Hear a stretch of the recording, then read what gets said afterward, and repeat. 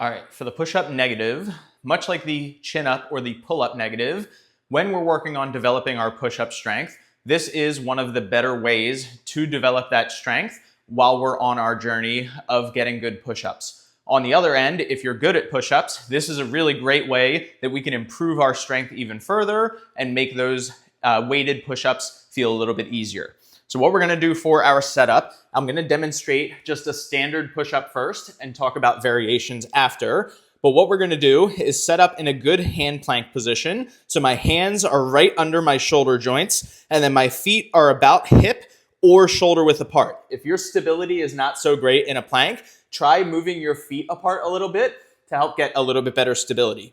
Now for a good push-up, we wanna make sure we're keeping our elbows close to the body as we slowly lower our body all the way down to the floor.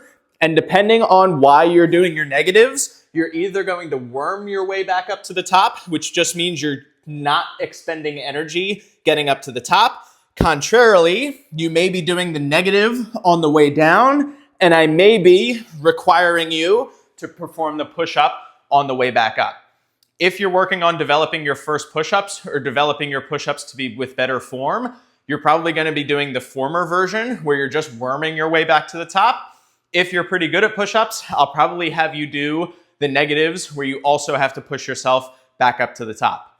With that being said, if the variation of the full push-up is still a little bit too difficult and you can't go even 3 seconds to get to the floor, you can perform these from your knees. The only caveat is that when you're performing these from your knees, you don't want to get into the habit of getting into a tabletop position like I am here. When you're in the knee plank, you still want to try and be in a good plank where your shoulders are right over top of your hands. That allows you to still keep your elbows close to your body and still keep really good push-up form on the way down. Again, worming your way back up to the top. But again, I don't want to let my butt stick back and have my elbows start to flare out, because that's not going to help me develop good push-up strength.